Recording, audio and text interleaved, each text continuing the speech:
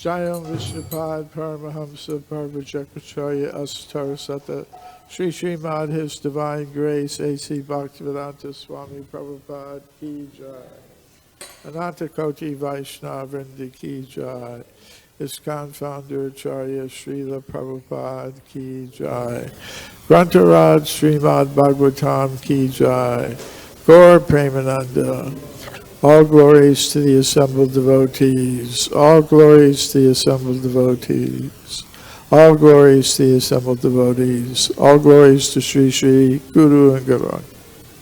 Glories to Srila Prabhupada.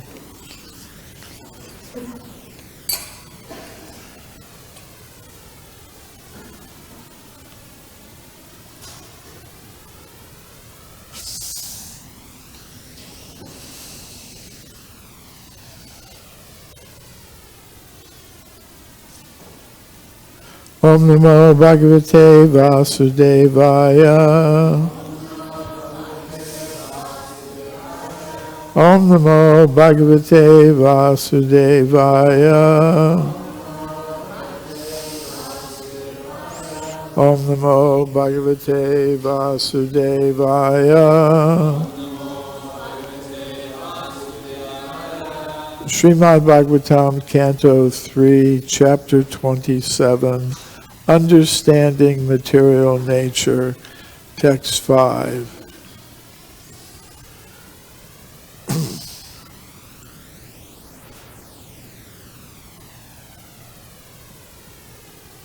Ataḥ eva śanaiś cittam prasaktam asatāṁ pathi bhakti-yogena tīvreṇa viraktyā nayet vaśam ataḥ śanaiś cittam prasaktam asatāṁ pathi bhakti-yogena tīvreṇa viraktyā nayet vaśam ataḥ śanaiś cittam prasaktam asatāṁ pathi bhakti-yogena tīvreṇa viraktyā nayet vaśam ataḥ śanaiś cittam prasaktam asatāṁ pathi bhakti-yogena tīvreṇa viraktyā nayet vaśam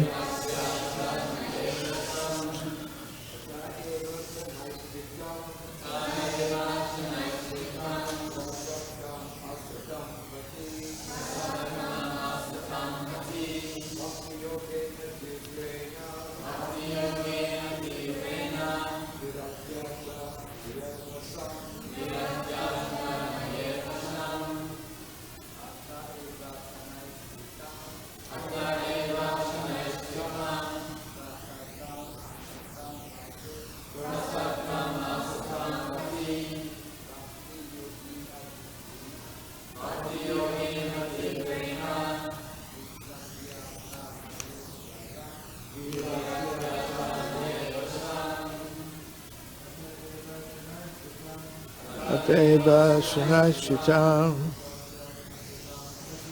prasaktam asatāṁ pathi bhakti-yogena tīvreṇa viraktyā nayet vaśam.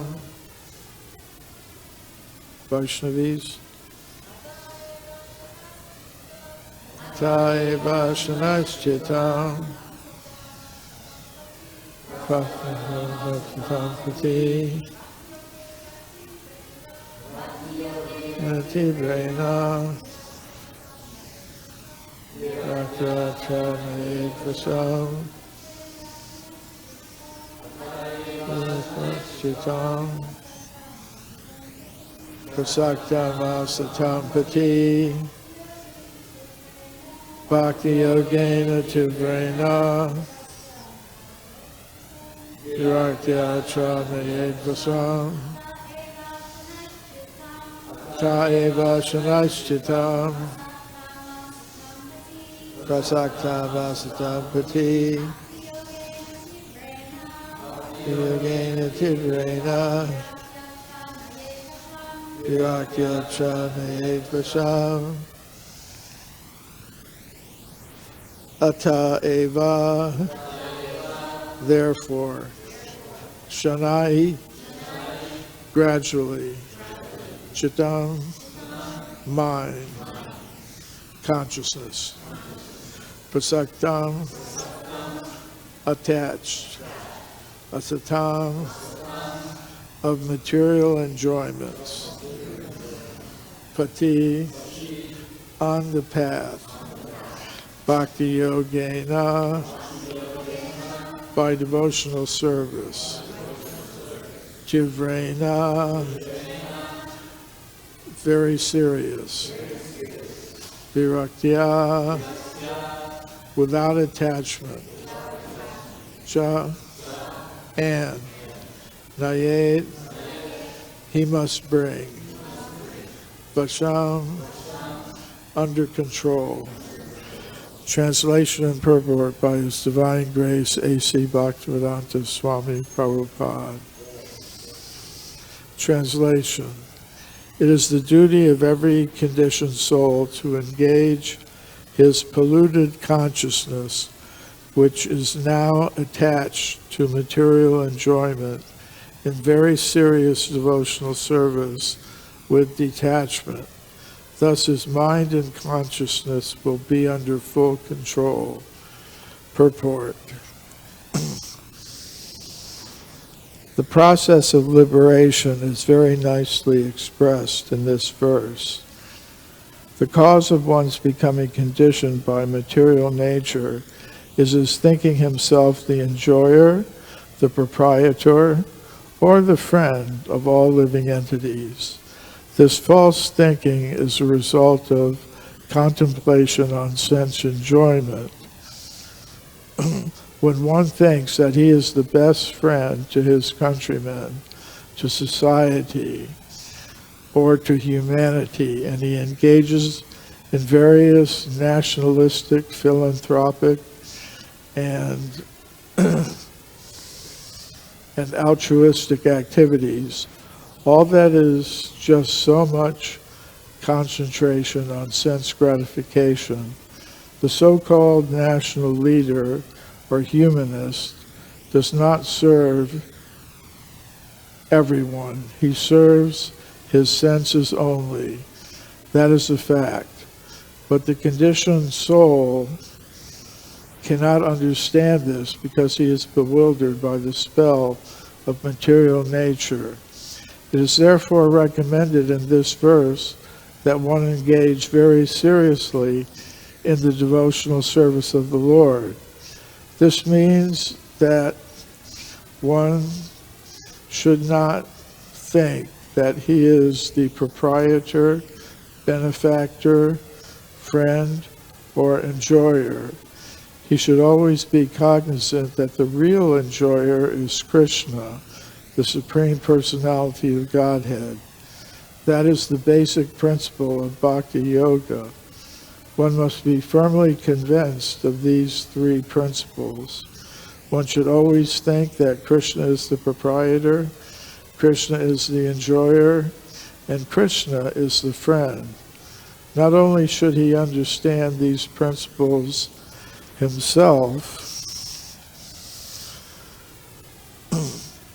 but he should try to convince others and propagate Krishna consciousness. As soon as one engages in such serious devotional service of the Lord, naturally the propensity to falsely claim lordship over material nature disappears. That detachment is called viraktyā. Instead of being absorbed in so-called material lordship, one engages in Krishna consciousness. That is control of consciousness.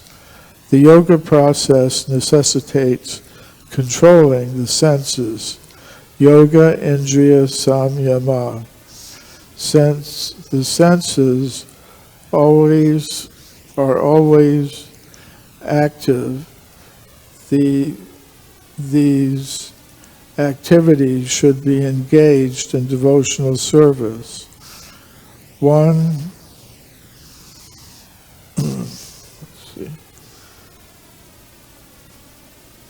cannot stop their activities.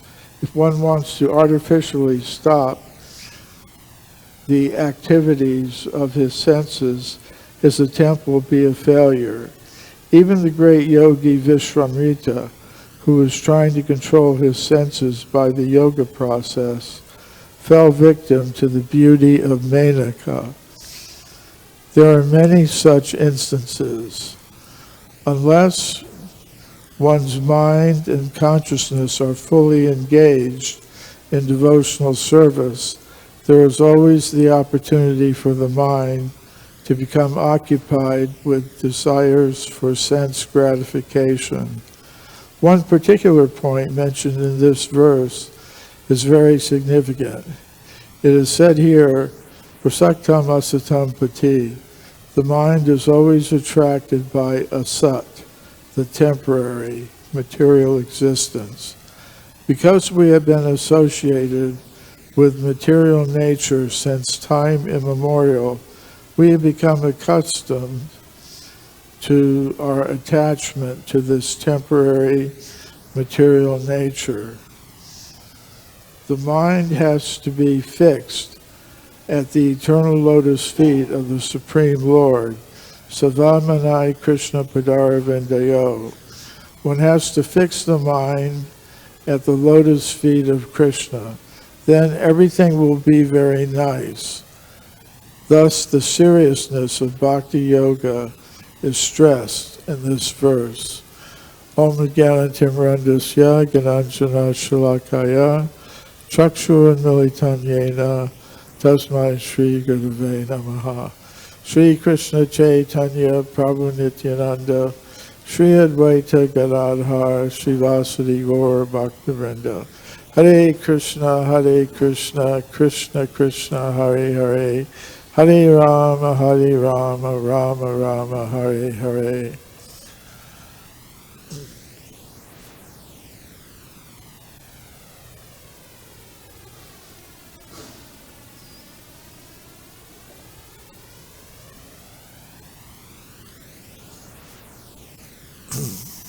So as Srila Prabhupada very often does in his purports, he's paraphrasing a verse from Shastra, in this case the Bhagavad Gita.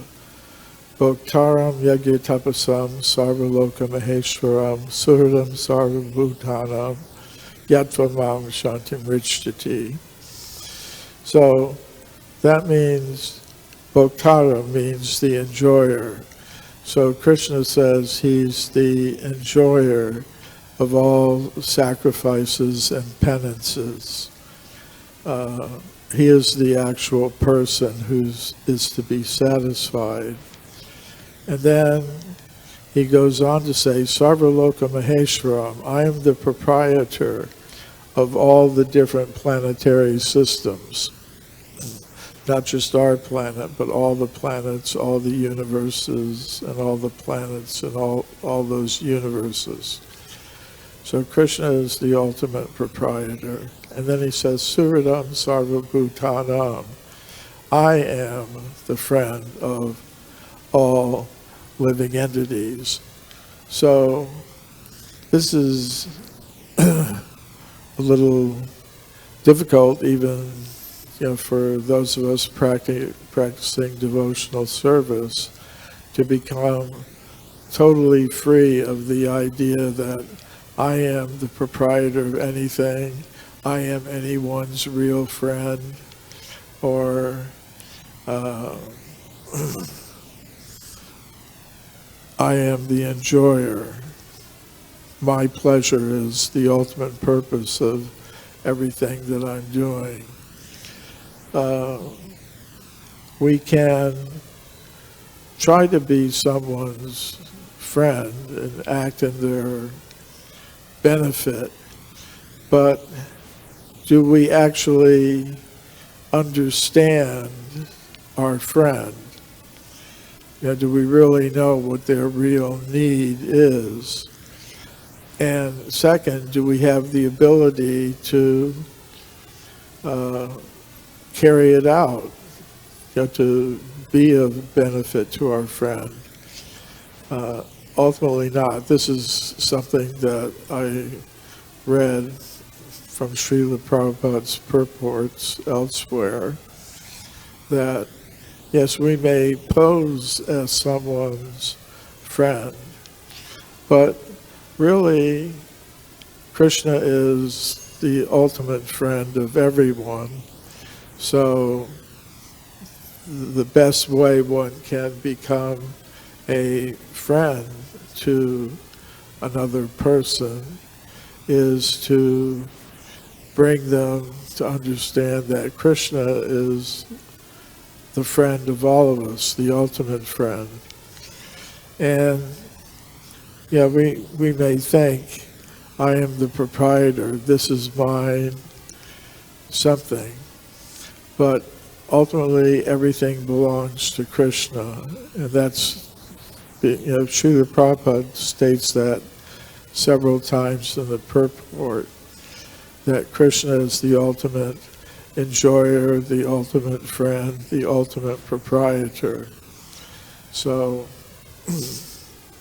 he says it's important in devotional service to understand that, and not just understand it oneself. Srila Prabhupada is mentioning here that one should propagate these ideas to others, to society in general, that people all over the world in the human form of life should understand these principles, who the ultimate enjoyer is, who the ultimate proprietor is, who the ultimate friend is.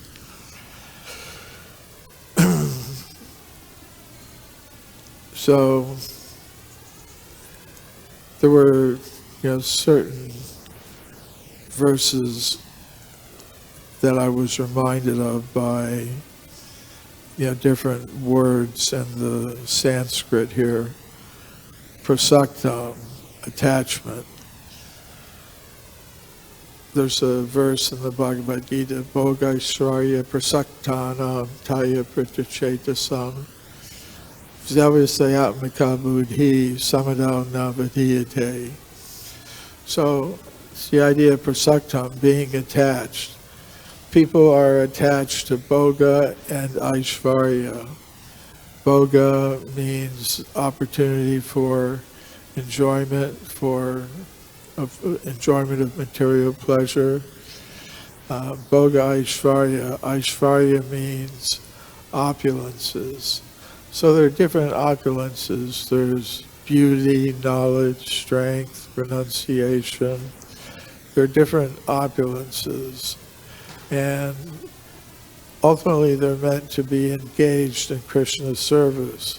If one has some intelligence, one should apply it to Krishna's service. If one has some wealth, it should be used in Krishna's service. If one has some talent or ability, it should be used in Krishna's service. But if one is attached to material enjoyment, one will try to use all these things in the service of one's senses. And the kind of intelligence that should be focused single-mindedly on devotional service, it's not possible to have that focus if one is attached to these other things. Samadha navitiyate, and you can't attain the state of samadhi, one-pointed concentration on serving Lord Krishna and understanding one's relationship, eternal relationship with Krishna. So, another word that I saw here was the concept of bhakti-yogena tīvreṇa. And I was thinking, where have I heard that before? You know, these words, bhakti-yogena tīvreṇa, akama sarvakama va mokshakama dharade, tīvreṇa bhakti-yogena yujeta puruṣam param. It's a verse that even if one has material desires or no material desires or desires liberation, whatever one's position is, one should engage in this tīvreṇa bhakti-yogena. One should engage in very serious devotional service in order to achieve the goal of life. So, then I saw this word śanaiḥ, gradually. I was thinking, where have I heard that before? So there's yasyaham anugrinami harishyate dhanam śanaiḥ. That means Krishna is saying, if I am going to be merciful to someone, the way I show that mercy to a devotee is by gradually taking away, śanaiḥ, gradually, harishye, I take, dhanam, their wealth, their storehouse of whatever they've accumulated in a material way. I take it away gradually. It's kind of interesting, although the word śanaiḥ, gradually, is there in the Sanskrit. Srila Prabhupada really doesn't mention it in the translation, which I take to mean he's thinking we shouldn't gradually take to Krishna consciousness, but there's a certain immediacy to it. So this idea that's mentioned here in this purport about how, you know, the so-called nationalists or political leaders, they want to say they're working for the welfare of society. Srila Prabhupada mentions that they're working for he serves his senses only. Like in the purport it says, the so-called national leader or humanist does not serve everyone. He serves his senses only. And in the recent election, you know, both sides were kind of accusing each other of, no, he's not into helping you, he's into helping himself, or vice versa.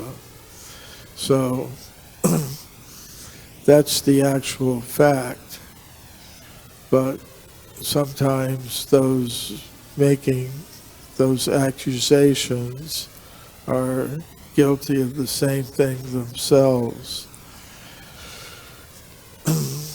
So the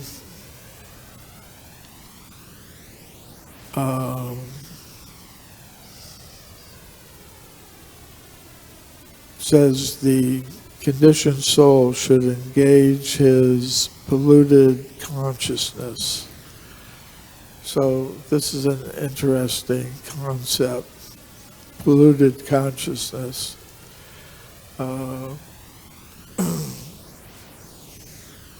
We've heard that term a few times over the past couple of weeks, that in the system of Sankhya Yoga, there are different elements. There are the gross elements, earth, water, fire, ether, air, and then there are the subtle material elements, mind, intelligence, and false ego. And then beyond that, there is contaminated consciousness. So originally, as Srila Prabhupada has said, originally we're all Krishna conscious beings. But when consciousness becomes directed towards material enjoyment, then one identifies with the gross material body and the subtle material body, which is basically mind, intelligence, and false ego. So sometimes it's hard to understand the distinction between mind and consciousness. We can understand, I'm different than this gross physical body, but,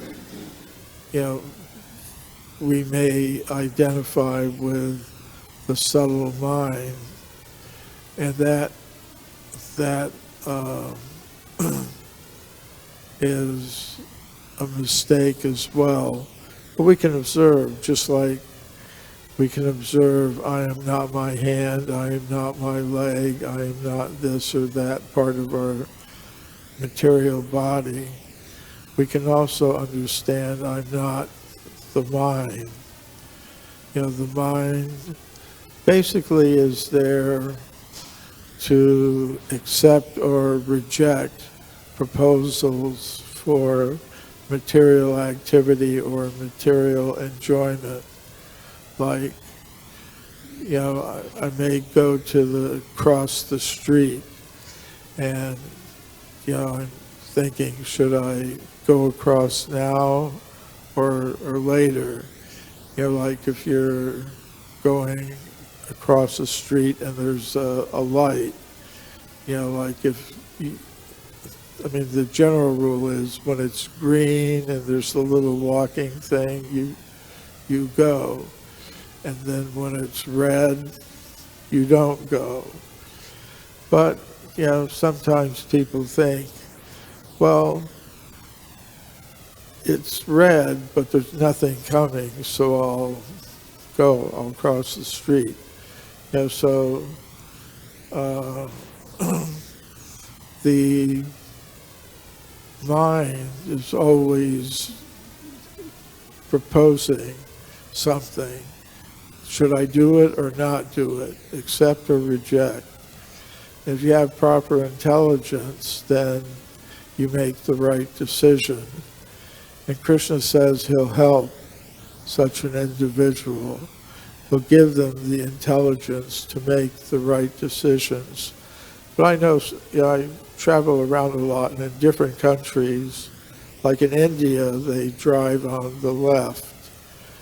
So sometimes, I found myself in different countries, England, India, where they drive the opposite way and you have to cross a street and you're used to looking one way, and if you don't look the right way, you could wind up being roadkill.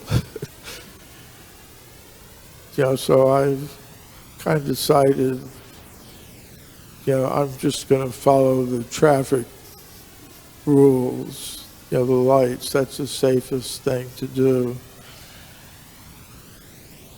So,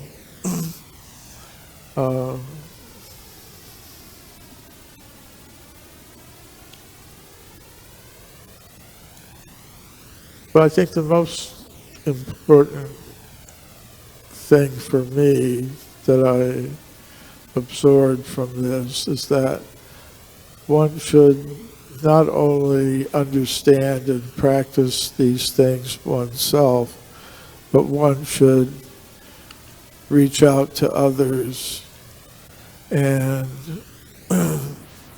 propagate these principles that Krishna is the ultimate proprietor, enjoyer, and friend.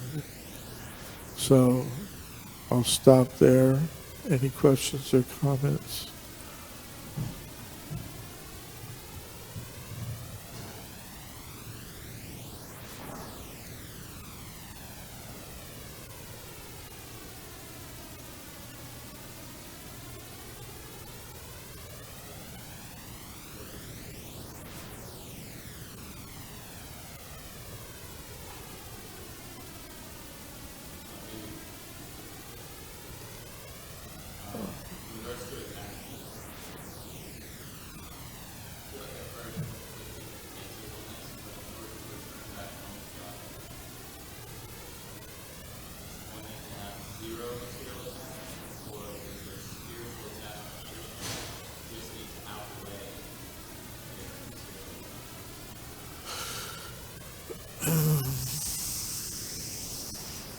The usual principle is that one has to become pure. There are some conversations where Srila Prabhupada has said that if there's some remaining, like if one that hasn't reached a certain percentage, then he'll take the balance. But usually the principle is that, like at other times, Srila Prabhupada said, if you have a desire even for one rasgula, you won't go back. Because Krishna is all-powerful, and he can do whatever he wants. Like I read one statement that Srila Prabhupada was speaking with one of his disciples, and he said, you may practice everything perfectly, and Krishna can still say, I'm not going to accept you. Now that probably doesn't happen, but Krishna, being the supreme controller, could. Srila Prabhupada said, I practiced devotional service, I did this, that, the other, I satisfied all the requirements. Krishna could still say, you rascal, you're not entering. But so ultimately it's all up to Krishna. But Krishna says throughout the Shastra and in the lives of different devotees that the usual process is one has to become a pure devotee.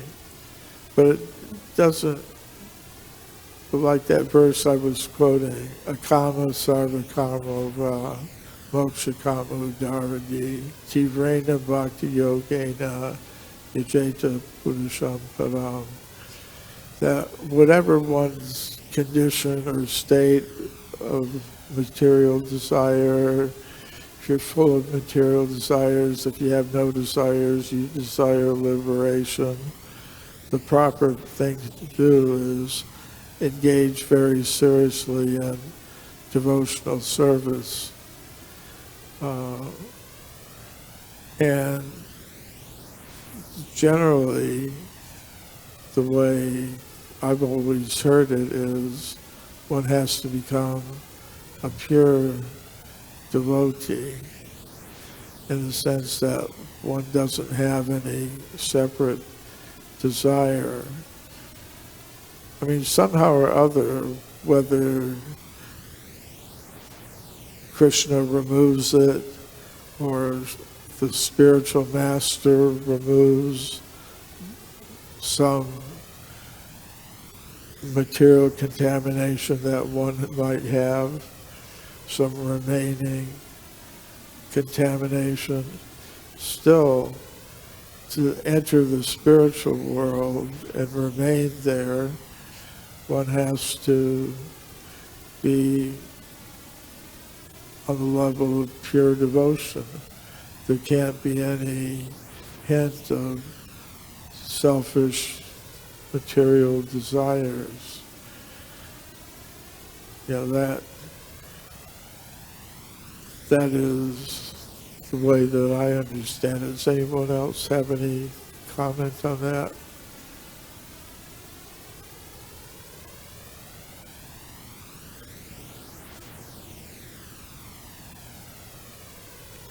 Asatāṁ sadgama.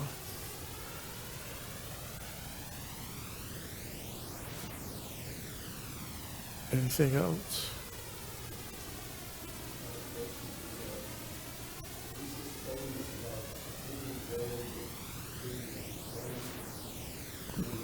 Hare. Yeah, I can't. It's very reasonable to ask for those who are practicing Krishna consciousness, but when you try to propagate, as Prabhupada mentions here at the end, the best service is to awaken Krishna consciousness to the rest of the people. So my thought came that, assuming that, let's say, for example, somebody is invited to the United Nations, or there's a big conference and there's different speakers, and someone happens to be a member of an organized religion, immediately you loses it appears that not many people are so much interested in embracing or welcoming that point of view.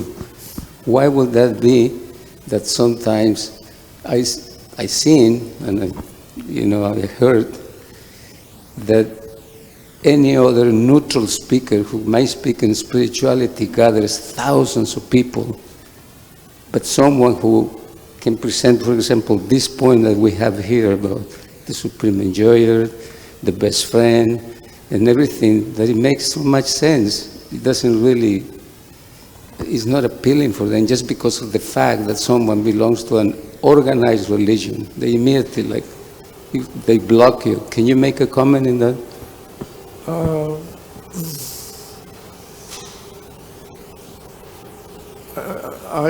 I think you pointed out a very good thing. It's good that you're pointing this out, because our presentation of Krishna consciousness should be non-sectarian, in the sense that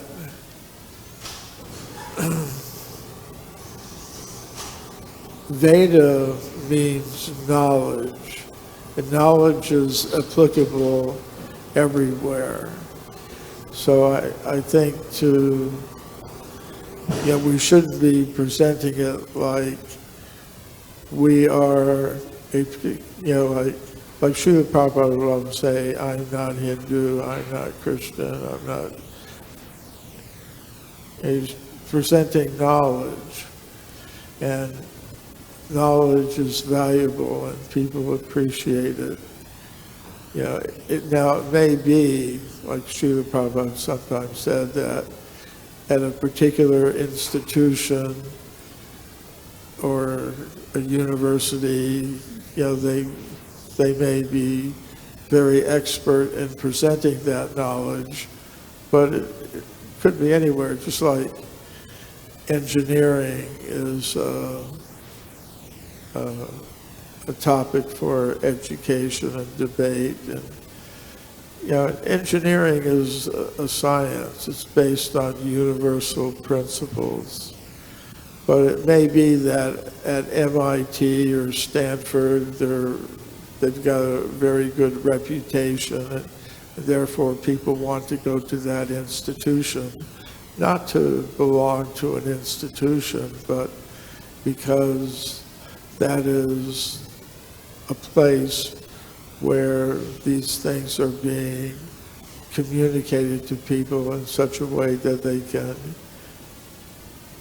get a very high degree of knowledge about that. But it's not that that knowledge belongs to the institution. It's universal. It could be taught or learned anywhere. So I think Srila Prabhupada tried to present Krishna consciousness in a way that was universally applicable, not that it is to be regarded as, you know, sectarian. Now, this Srila Prabhupada is mentioning here, we shouldn't be attracted to the asat. We should be attracted to the sat. So, sat can also mean devotee. That means a person who's attracted to the permanent, to the eternal. So, Lord Chaitanya said, asat sangha tyaga. You know, that one should not closely associate with those who are after the temporary material things. Rather, one should be attracted to and associate with those who are sat, the cittam. Cittam prasaktam mama virya samrido. So there may be an association of devotees who are practicing these principles and dedicating themselves to further understanding and all of that. But it's something different from a, quote, organized religion, ultimately. You know, it's, or at least it should be. You know, if Srila Prabhupada said, you know, I'm not coming to convert, you know, somebody from Christian to Hindu to this or that. So,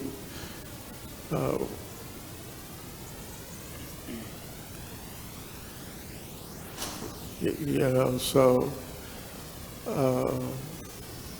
if we can present knowledge in such a way that people can understand it, that, you know, this is not something that's coming from some organized religion, you know, some sectarian organized kind of religion, but it's coming from people who are presenting universal truths. Like, you know, with the Temple of Vedic Planetarium, we have to consider that that we're not just presenting some ancient wisdom that belonged to some sect of people, and it's like we're preserving it. Like in a museum, they have all kinds of artifacts of past civilizations. It's like we're presenting useful knowledge that can help guide our lives even today, and it's not coming from the kind of religious groups that people generally tend to think about in terms of, yeah, well, they're always fighting and killing each other and, you know, disputing each other. You know, they don't want anything to do with it. So that's a challenge, you know, how to do that.